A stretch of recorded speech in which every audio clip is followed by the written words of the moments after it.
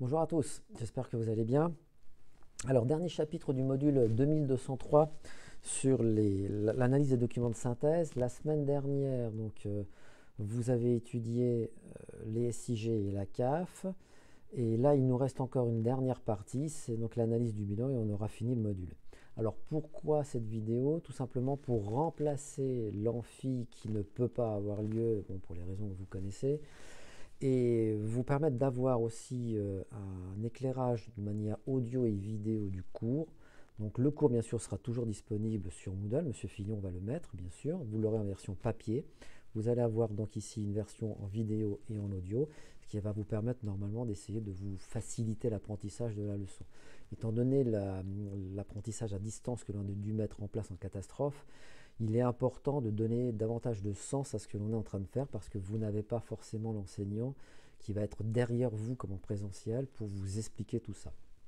Donc là, je vais simplement représenter le cours que vous avez sur Moodle, apporter quelques éclairages et derrière vous avez les TD de compta. J'en profite aussi pour dire au groupe B que tout à l'heure à 10 h on se retrouve donc sur Twitch comme mercredi dernier en fait, exactement de la même manière.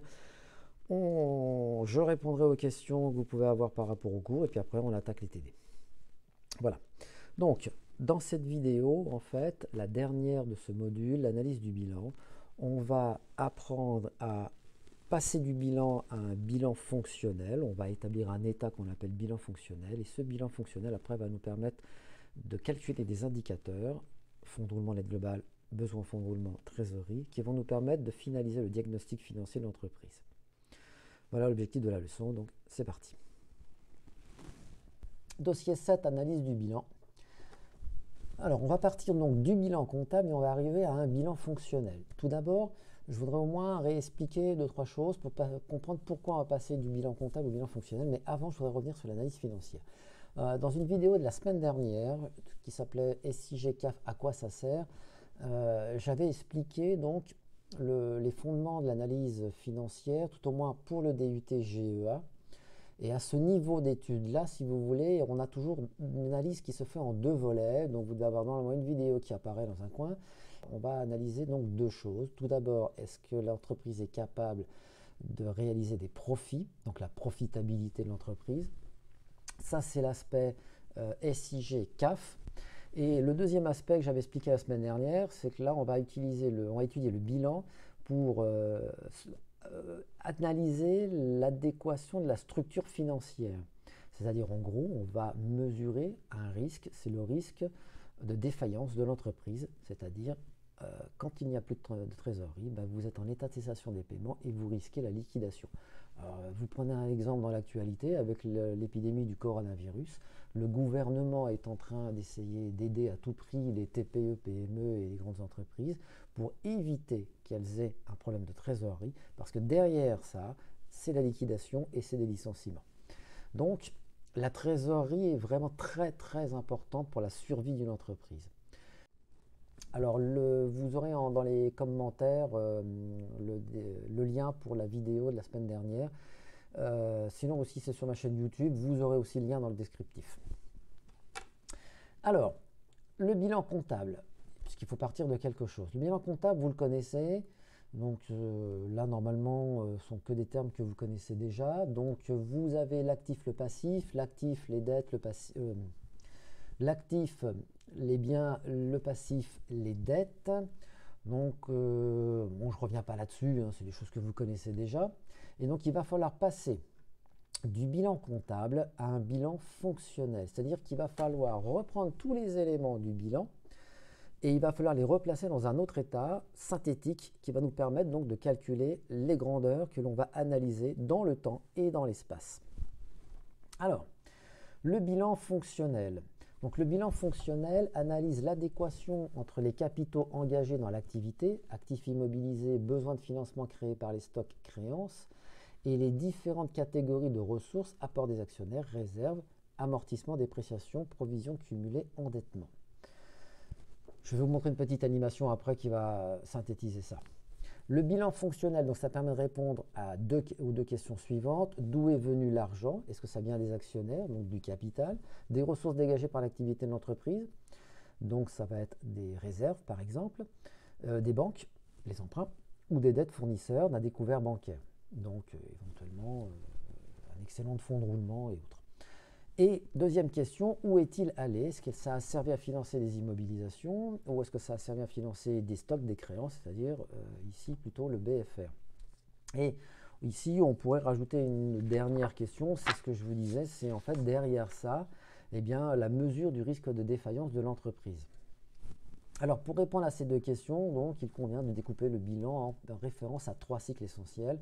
Le cycle d'investissement, le cycle de financement, le cycle d'exploitation. Le cycle d'investissement, c'est donc l'achat d'immobilisation. Donc, ça regroupe les opérations d'acquisition d'éléments de l'actif ayant vocation à être immobilisés. Le cycle de financement, comment on finance les immobilisations. Donc ça regroupe les opérations ayant pour objet de réunir les ressources financières nécessaires à l'activité de l'entreprise ou les ressources stables. Et le cycle d'exploitation regroupant des opérations liées au stockage, aux créances clients, aux dettes fournisseurs et autres. Et donc on va voir ici ce qu'on appelle l'actif et le passif circulant. Alors, ici, je vais vous montrer une petite animation qui va synthétiser un petit peu tout ça. La plupart du temps, la structure financière des entreprises se schématise de la façon suivante. On va avoir à la création des ressources stables. Alors pas qu'à la création bien sûr, hein, mais si je prends une création d'entreprise, on apporte donc dans les ressources stables du capital, vous apportez des biens en nature, vous apportez des biens en numéraire, de l'argent, vous avez emprunté de l'argent auprès de la banque, ça constitue donc vos ressources à long terme et avec ces ressources à long terme, vous allez donc acheter vos emplois durables, c'est-à-dire vos immobilisations. Donc vos machines, vos locaux, les véhicules, etc. Et normalement, vos ressources stables doivent toujours être supérieures aux emplois stables. Il faut qu'il vous reste encore des ressources de financement une fois que vous avez acheté vos emplois stables. Et donc, avec ce surplus qui se symbolise ici par la flèche, là, on va en fait financer notre cycle d'exploitation. C'est-à-dire, en gros, le cycle d'exploitation, ça consiste à acheter des matières premières ou des marchandises. Alors ici, j'ai pris une structure de production, donc j'achète des matières premières, donc il faut que je paye mes fournisseurs. Ça va me donner ensuite un processus de production. Je vais utiliser mes matières premières pour fabriquer des produits finis. Donc, je vais utiliser de l'électricité, je vais devoir payer des salaires, je vais devoir payer des cotisations sociales. Les salaires sont payés en fin de mois, les cotisations sociales sont payées le mois suivant ou le trimestre suivant. Je vais devoir payer de la TVA. Souvenez-vous, semestre 1, on a déjà vu la TVA, elle se paye toujours soit le mois suivant ou éventuellement sous forme d'acompte quand on est au réel simplifié.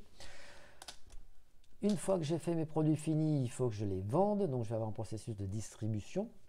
Donc j'aurai un coût de livraison, des coûts d'emballage, donc il faut aussi que je paye des fournisseurs. Et seulement après, je vais pouvoir vendre mes produits et obtenir un chiffre d'affaires, donc avoir des entrées de trésorerie. Et donc tout cela forme un cycle.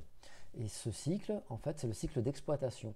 Et ce cycle d'exploitation a besoin d'être financé car avant de commencer à avoir du chiffre d'affaires, il faut commencer par acheter, produire, vendre. Donc, vous devez payer des salaires, des fournisseurs, vous devez payer l'État avant d'avoir des entrées d'argent. Eh bien, cette trésorerie que vous êtes obligé de mobiliser sur votre compte en banque, eh bien, elle doit être financée normalement par le surplus des ressources stables qui ne sont pas utilisées par les emplois stables. Au vu de ce qu'on vient de voir, on va créer un bilan fonctionnel. Alors, je me suis permis de rajouter un petit peu de couleur et quelques éléments pour que ce soit plus clair. Et en fait, ça correspond à ce qu'on vient de voir, c'est-à-dire qu'on a bien donc en jaune des ressources stables. Et donc ici, vous pourriez peut-être rajouter long terme, puisque dans la vidéo, je vous rappelais qu'il y a une règle d'or. Les ressources stables à long terme doivent financer les emplois stables à long terme. Donc on a des ressources stables du long terme qui doivent financer, d'où le sens de la flèche, des emplois stables. Et puis, ce qui reste de ressources non utilisées doit servir, d'où le sens de la flèche, donc à payer le cycle de production. Pardon. Donc on a actifs circulants d'exploitation et actifs circulants hors exploitation. Et derrière, de l'autre côté, on a les dettes et hors exploitation et d'exploitation. D'où le sens aussi de la flèche en rouge pour dire que c'est le sens de lecture en fait. Donc c'est ressources stables moins emploi stable qui vous donne le fonds de roulement net global. On va le voir après. Et l'actif circulant, moins les dettes circulantes vont nous donner ce qu'on appelle le BFR. Et puis c'est pareil, derrière on va avoir une résultante, la trésorerie. Et on fera trésorerie active moins passive. On a le même sens de flèche que la flèche rouge. C'est exactement la même chose. L'ensemble des amortissements et dépréciations et des provisions est considéré donc comme une ressource financière. Les dotations sont en fait un prélèvement sur le bénéfice. Elles sont donc à la disposition de l'entreprise. Pour la présentation du bilan fonctionnel, il en résulte que les immobilisations, les stocks, les créances et autres éléments figurant à l'actif pour leur montant brut, tandis que les amortissements, les dépréciations et les provisions viennent accroître les capitaux propres pour constituer les ressources propres. Explication. On descend un petit peu en dessous. Vous avez un exemple ici. Si je prends un bilan simplifié, vous avez donc l'actif, le passif. Et donc, attendez, voilà, un actif, un passif. Et donc ici, vous voyez, quand je prends mes valeurs brutes à l'actif, j'arrive à 24 252 €. J'ai des amortissements dépréciation, 11 428. Et donc un montant net par différence, 12 824. Et ces 12 824 correspondent en fait au montant qui se trouve au niveau du passif. Donc mon bilan est équilibré. Mais il est équilibré donc pour les valeurs nettes. Si dans mon bilan fonctionnel, je récupère ici à l'actif les valeurs brutes, à ce moment-là, vous voyez bien que au niveau du passif, si je garde les mêmes montants, j'ai 12 824, ça ne sera pas en équilibre avec les 24 252. La différence, en fait, c'est les 11 428. Donc, ces 11 428, en fait, on va les remettre dans le passif, ici, avec les capitaux propres, pour pouvoir, après, ici, avoir en bas 24 252. Et là, à ce moment-là, on va pouvoir équilibrer l'état. J'espère que c'est plus clair. Donc, je reviens. Voilà. Donc, on va maintenant constituer donc, le bilan fonctionnel. Et comment on va s'y prendre? Eh bien, il va falloir donc remplir un tableau dans lequel vous allez avoir des grandeurs. Et donc, on va commencer à rentrer dans le détail. Et on verra un exemple juste en dessous. Et puis après, on ira calculer les variations de ces grandeurs dans le temps pour pouvoir faire un diagnostic financier. Alors, le contenu détaillé donc, des blocs du bilan fonctionnel. Vous avez vu, donc on va reprendre en fait tout ce qui se trouve ici. En fait. Donc, les emplois stables en valeur brute, c'est ce que vous avez là. C'est en fait les immobilisations incorporelles, corporelles et financières. Donc, c'est extrêmement simple. Si vous reprenez un bilan, bah, ça correspond à ça. 20 000, pardon. Ça correspond à ça, 20 861. On prend les IMO en valeur brute et on ne cherche pas. L'actif circulant en valeur brute. On a les stocks de matières premières, de marchandises, de produits finis. À partir du moment où vous voyez le mot stock, vous prenez. Les avances et un compte versé, c'est pareil, c'est de la lecture. Les créances d'exploitation, alors on a les créances d'exploitation et hors exploitation. Dans l'exploitation, on a tout ce qui est relatif à mon activité principale, c'est-à-dire les créances clients, les autres créances liées à l'exploitation et les charges constatées d'avance liées à l'exploitation. La plupart du temps, les charges constatées d'avance sont toujours rattachées à l'exploitation. Les autres créances, en fait, ça sera indiqué dans le sujet. Les clients, c'est forcément lié à l'exploitation. Dans les créances hors exploitation, on retrouve les créances non liées à l'exploitation, des créances diverses. Donc on retrouve les créances sur immobilisation. Quand vous vendez des immobilisations, ça n'a rien à voir avec mon activité principale. Je suis boulanger. Quand je vends une machine, ce n'est pas mon activité. Les avances d'acompte sur les sociétés, d'une manière générale, tout ce qui est relatif à l'impôt sur les sociétés, c'est toujours lié au hors exploitation. Et puis les valeurs mobilières de placement. Là, il y a deux solutions dans les VMP. En fait, ce sont des actions, des SICAV, des titres des parts de FCP. En fait, ce sont des placements à court terme. Et là, deux solutions s'offrent à vous. Soit vous pouvez les vendre très rapidement et à ce moment-là, on les assimile à de la trésorerie active. Vous passez un coup de fil à votre banquier et vous avez l'argent sur votre compte dans la journée. Ou alors, vous ne pouvez pas les vendre parce que vous avez fait un placement sur 3 mois et vous ne pouvez pas casser le contrat que vous avez passé. Et bien à ce moment-là, on va les considérer comme hors exploitation. Donc là, M. Fillon les a mis en hors exploitation, mais vous verrez au S3, vous referez encore du diagnostic financier, vous verrez que parfois les VMP seront mis en trésorerie active. La trésorerie active, en fait, c'est tout ce qui est disponibilité, donc banque, caisse. De l'autre côté, on va avoir des ressources stables. Donc dedans, on retrouve les ressources propres, des capitaux propres, plus les provisions pour risque, les provisions pour charges, et puis tout ce qui est amortissement, dépréciation à l'actif. Dans les dépréciations, amortissement de l'actif, petite astuce, vous prenez le montant ici tout en bas. Vous prenez ce montant-là, direct. Vous ne cherchez pas, vous prenez la colonne, vous allez directement chercher le total tout en bas. Ensuite, on va avoir des ressources d'emprunt, donc c'est tous les emprunts et dettes financières. Attention, alors ici, emprunt auprès des établissements de crédit, aussi emprunt obligataire. Vous prenez tout. Mais dedans, on doit retirer donc les concours bancaires et soldes créditeurs de banque, c'est-à-dire les découverts, qui sont considérés comme une trésorerie passive et donc à très court terme, pour ne garder en fait dans les ressources d'emprunt que la part à long terme. Ensuite, on a les avancées à compte reçu, c'est de la lecture. Les dettes d'exploitation, donc les fournisseurs, normal. Les dettes fiscales et sociales, mais pas l'impôt sur les sociétés, parce que je vous dis que l'impôt sur les sociétés, c'était toujours du hors exploitation. Donc dans les dettes fiscales et sociales, on retrouve la TVA, les cotisations sociales, plus les salaires, éventuellement. Et puis les produits constatés d'avance liés à l'exploitation, la même chose que pour les charges constatées d'avance. Et dans tout ce qui est hors exploitation, on retrouve les dettes sur IMO. Quand vous avez, c'est le compte 404 en fait, hein, vous avez une dette pour un fournisseur d'immobilisation, vous n'avez pas payé intégralement la facture. On retrouve l'impôt sur les sociétés. Et puis tout ce qui est dette hors exploitation qui seront indiqués dans le sujet. Et tout en bas, la trésorerie passive, les concours bancaires et soldes de créditeurs de banque, donc ce sont les découverts. Alors, on va prendre un exemple. Ça va permettre de mieux comprendre comment ça fonctionne. Vous avez donc deux bilans. Un bilan au 31-12N et vous avez le bilan de l'année N-1. Donc, ici, il va falloir passer donc du bilan normal au bilan fonctionnel, ce que vous avez ici pour l'année N-1 et l'année N. Donc, on va retrouver en fait tout ce que l'on vient de voir au-dessus, nos grandes masses, qui vont nous permettre après de calculer nos indicateurs. Donc, le plus simple, c'est toujours de commencer par les emplois, toujours, et après seulement de faire les ressources. Donc, on va commencer par calculer ici, vous voyez, on va commencer par faire certains tableaux pour vous aider à comprendre ce qui se trouve à l'intérieur de ces grandes masses ici. Donc, ici, si je commence par prendre les emplois stables. Les emplois stables, c'est extrêmement simple en fait. Vous prenez la N-1, vous prenez les immobilisations, totale immobilisation 17 650. Vous prenez la valeur brute et vous prenez tout et on ne cherche pas. 17 650. Donc, vous voyez ici, si je le mets, ça va me donner 17 650.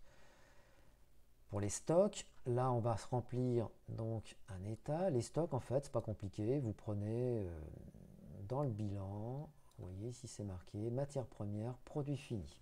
On prend les montants, ça veut dire qu'ici on va prendre 212 et 215 et on les additionne. Donc ici, si je fais l'état des stocks, un petit état préparatoire si vous voulez, donc pour l'année N-1, 212, 215, un total 427. Donc ici, je vais pouvoir mettre mes 427. Pour les acomptes et avances et acomptes créés, versés, il n'y en a pas. Donc ici, je pense qu'il doit y avoir 0 directement dessus. Voilà. Sinon, ce serait indiqué dans le bilan, hein, il n'y a pas de piège. Hein. Les créances d'exploitation, eh bien, c'est les créances clients. En fait, ici, on n'a que ça. On a client et compte rattaché. On n'a pas de charges constatées d'avance, sinon on les mettrait dedans.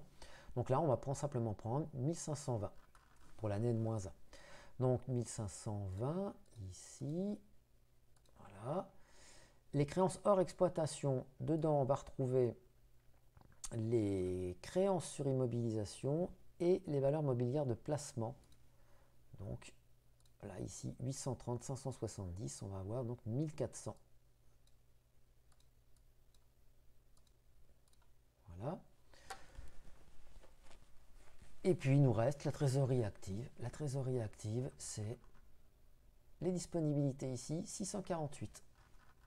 Donc, je vais afficher les deux. 648, 89 en N.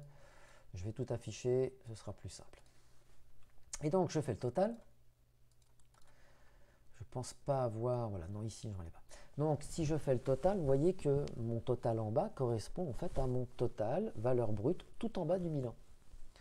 Et je sais que de l'autre côté, du côté des ressources, il va falloir que j'obtienne exactement la même chose. Donc, les 24 252, 21 645, c'est ce que vous allez retrouver ici.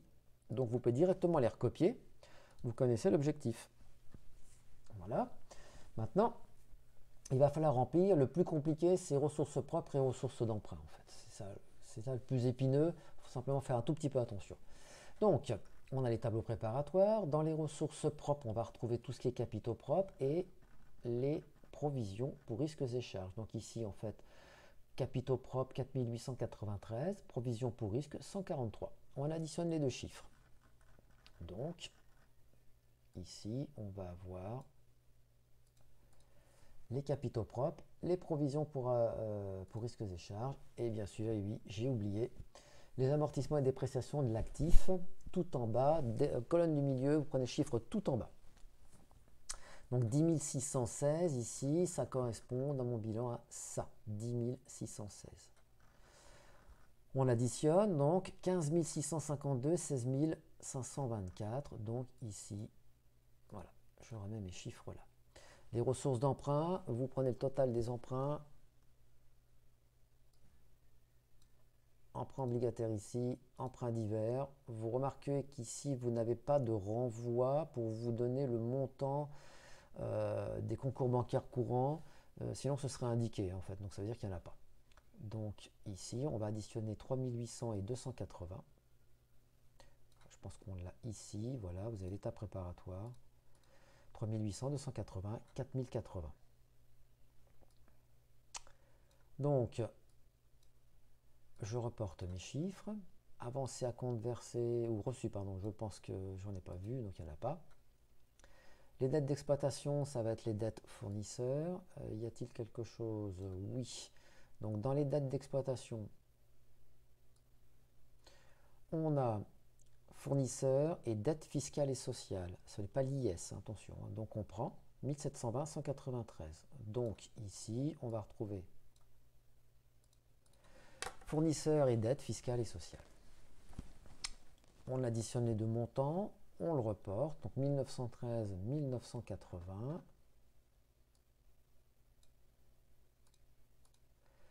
Le reste ici, on n'avait rien. Hors exploitation, on a quelque chose sur l'année N et ça correspond ici aux dettes sur immobilisation 268. C'est toujours du hors exploitation.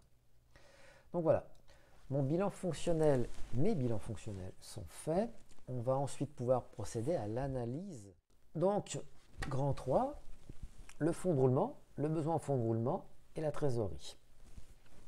Alors, tout d'abord, je reprends mon schéma de tout à l'heure pour vous réexpliquer donc à partir de la relation où se situe le fonds de roulement, le BFR et la trésorerie. C'est parti. Mon fonds de roulement net global, c'est mon surplus de ressources stables qui n'a pas été utilisé dans les emplois durables. Donc ce fonds de roulement net global doit permettre de financer mon cycle d'activité et notamment ce qu'on appelle le besoin en fonds de roulement. Donc le fonds de roulement ou le FRNG, on peut le rajouter d'ailleurs, hein, le fonds de roulement, c'est ce qu'on appelle le fonds de roulement net global FRNG. Donc la règle de l'équilibre financier minimum suppose une égalité en valeur et en durée entre chaque type d'actif et de financement correspondant. Ainsi, un actif stable doit-il être financé par une ressource stable. Par contre, un actif d'exploitation peut être financé par une dette d'exploitation. Pour obtenir donc une marge de sécurité, il est nécessaire que les ressources stables soient supérieures aux emplois stables. Cet excédent s'appelle fonds de roulement ou fonds de roulement net global dans le plan comptable général. Et un FRNG positif, ça permet donc de financer une partie de l'actif circulant par des ressources durables. Donc le fonds de roulement net global, c'est les ressources stables moins les emplois stables. Vous vous souvenez du sens de la flèche de tout à l'heure. Alors, si on reprend l'exemple, donc on avait ici des ressources stables, donc je reprends mon bilan fonctionnel. On va reprendre donc ici nos ressources propres et nos ressources d'emprunt. Ça va être ça, nos ressources stables. Et de l'autre côté, on a les emplois stables. C'est cette partie-là. Alors moi, j'ai tendance des fois à mettre de la couleur. Je vais mettre donc tout ce qui est FRNG en jaune. Et vous n'oubliez pas, je vais refaire une flèche. Quand je fais ça avec les licences banques, je mets toujours des flèches. Le sens de lecture, c'est toujours dans ce sens-là. Je vais la mettre un petit peu plus épaisse. Voilà. C'est toujours dans ce sens-là. Toujours. Donc, je commence par mes ressources et ensuite je vais mettre mes emplois. Donc, mes ressources stables, 19 732, 22 004 en N, et mes emplois stables, 17 650 et 20 861. Je fais la différence, ça va me donner mon fonds de roulement net global pour chacune des années. Donc 2082 en N-1, 1143 dans l'année N. Donc ensuite, ce qui est intéressant, c'est de calculer la variation. Et bien en fait, voilà, vous voyez, c'est déjà là. On est à moins 939. C'est-à-dire que on a une baisse des fonds me permettant donc de me financer. Et ça, c'est pas bon en fait. Donc ici, alors, des fois, parfois quand je fais un cours, alors c'est pas le même bien sûr, mais quand je fais cours aux licences banque, j'ai tendance des fois à mettre des... Voilà. Un éclair, rouge, c'est pas bon. Et donc ici, en fait, ce que l'on peut dire, c'est que l'entreprise dispose de moins de fonds pour se financer. Donc voilà, fonds de roulement net global qui représente une marge de sécurité. Donc il est positif, bien sûr, quand même il est positif, mais il est en diminution importante de 939, je crois qu'on est en milliers d'euros. Donc le fonds de roulement net global va-t-il être suffisant pour financer le besoin en fonds de roulement? Là, c'est toute la question. Il faut. Mais le fait d'avoir une diminution de ce fonds de roulement net global, ce n'est pas de bon augure. Donc maintenant, on va calculer le besoin en fonds de roulement. Alors ce besoin en fonds de roulement, ça va être dans mon bilan fonctionnel, eh bien, toute cette partie-là, que l'on va ensuite scinder dans une part hors exploitation, exploitation. Alors, je le fais globalement. Donc, ça va être, je vais le mettre en vert pour que ce soit encore lisible. Et ici, là. Donc, en fait, c'est ça, moins ça. Et là, le sens de ma flèche va changer, puisqu'en fait, on va être sur une flèche dans ce sens-là.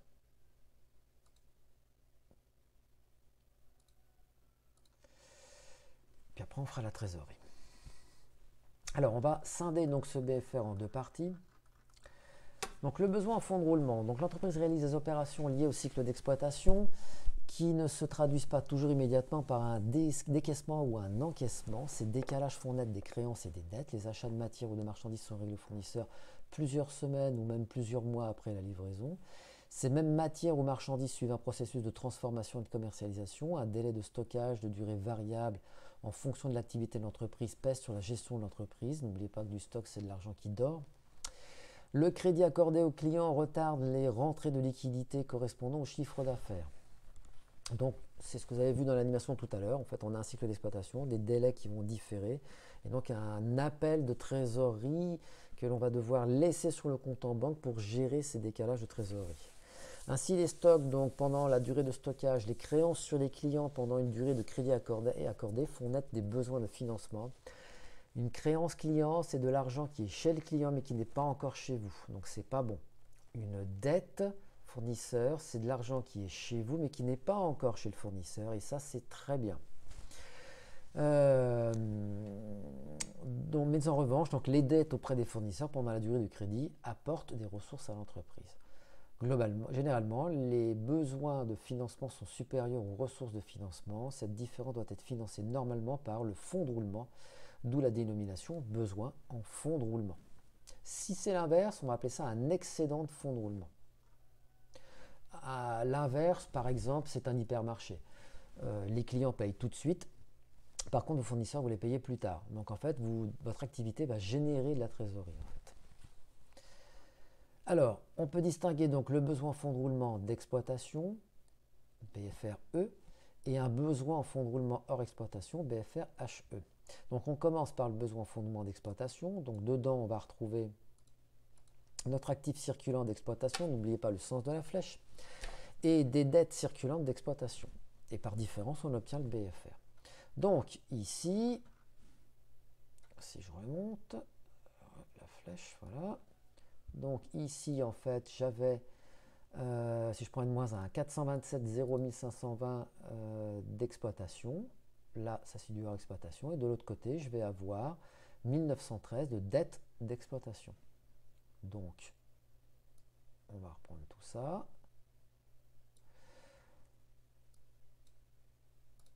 Donc, je retrouve mes 1947 d'actifs circulants d'exploitation pour N-1, les 1913 de dettes circulantes d'exploitation pour N-1, ma différence 34. J'ai la même chose pour N. Vous avez le détail petit 1, petit 2. Donc, on a un besoin fonds de roulement qui était le 34 en N-1 et qui passe à 142 en N. N'oubliez pas que c'est un besoin de trésorerie. Donc, le fait que l'on passe de 34 à 142, ce n'est pas une bonne chose. Donc, ici, je vais pouvoir rajouter un éclair. C'est pas bon. Rouge. Donc, la variation de mon besoin en fonds de roulement, ici, elle va être de plus 108 milliers d'euros.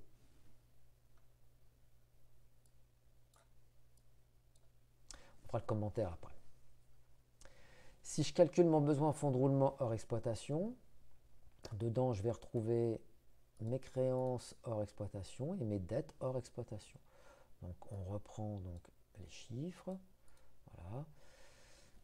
C'est ce qu'on avait en haut, hein, en fait. Hein. Donc, ici, on passe de 1400 de besoin en fonds de roulement hors exploitation à 912. Le besoin diminue. Un besoin qui diminue, c'est une bonne chose.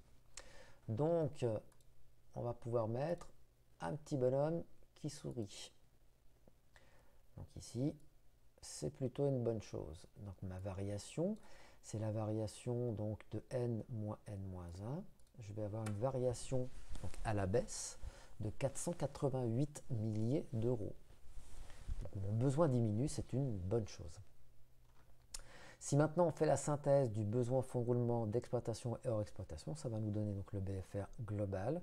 Je reprends mes deux montants au-dessus. Donc en fait, 34 plus 1400, 1434 et 142 ici plus les 912, ça me donne 1054. Je fais ma variation n moins n-1 et j'obtiens donc moins 380. Si j'avais 1434 l'année dernière de besoin et je passe à 1054 de besoin, c'est une bonne chose. Donc je vais pouvoir mettre un petit bonhomme qui sourit. Le commentaire, bien sûr. Donc ici, on constate un besoin de financement de 1054 en N, 1434 en N-1. On a une diminution de 380. Et donc, c'est dû principalement à une dette sur immobilisation de 268 en N que l'on avait ici. Voilà, et c'est ça qui nous permet de diminuer, hein, en fait, notre besoin en fonds de roulement. On peut dire quand même que le besoin en fonds de roulement diminue, c'est pas plus mal. Et puis, la trésorerie, eh bien la trésorerie dans ce type d'analyse fonctionnelle, la trésorerie est une résultante en fait. Alors que vous verrez plus tard, pour ceux qui font GCF ou au-delà, eh bien vous verrez que dans d'autres types d'analyse, la trésorerie va être vraiment au cœur de l'analyse que vous allez faire. Là, c'est une résultante. Donc, en fait, ici, la trésorerie, c'est marqué d'ailleurs, est une résultante. Elle découle de l'adéquation plus ou moins convenable entre le fonds de roulement net global et le BFR. Il en ressort soit une insuffisance de trésorerie, soit une trésorerie excédentaire. Vous l'avez en plus ou en moins, à découvert ou pas. Donc, si le fonds de roulement net global est supérieur au BFR, on a une trésorerie nette positive. Donc, on a une trésorerie en excédent à l'actif. Si le fonds de roulement net global est inférieur au BFR, la trésorerie est négative. Et la différence, donc, c'est ce qu'on appelle le crédit bancaire, en fait, du découvert.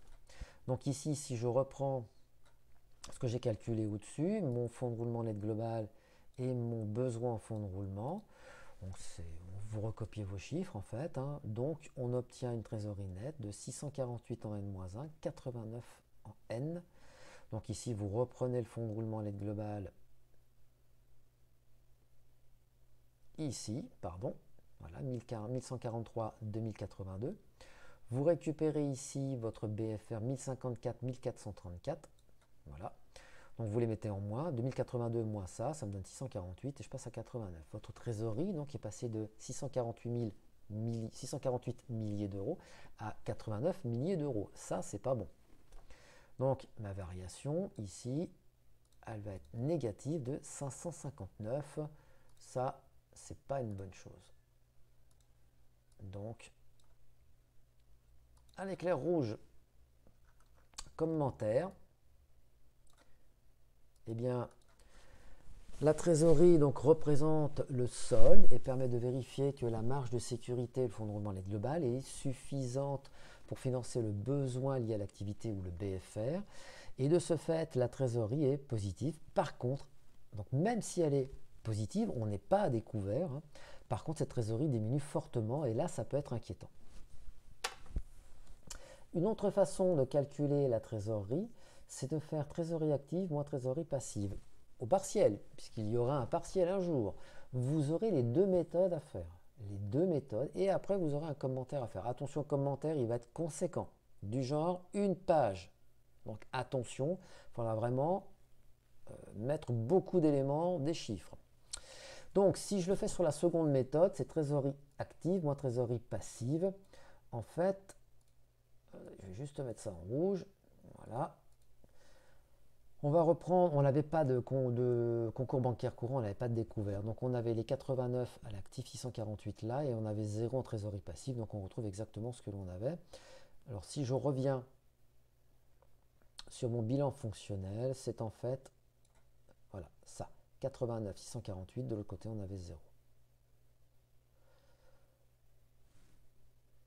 Je redescends, hop, voilà, et ici je pense qu'on peut recalculer la même chose, la variation, on est bien à 559.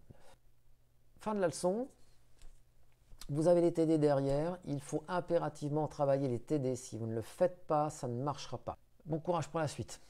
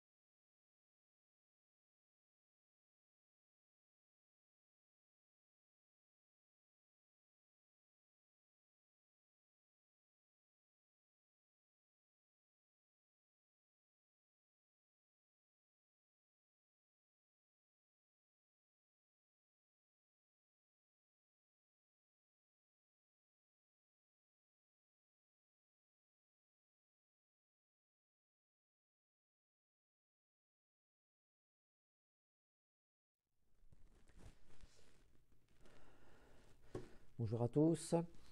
Euh,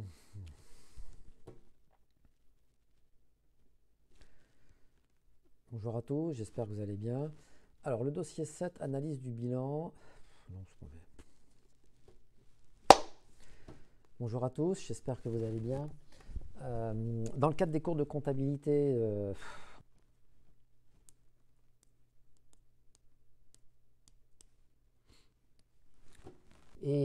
dans cette analyse, on étudie deux choses.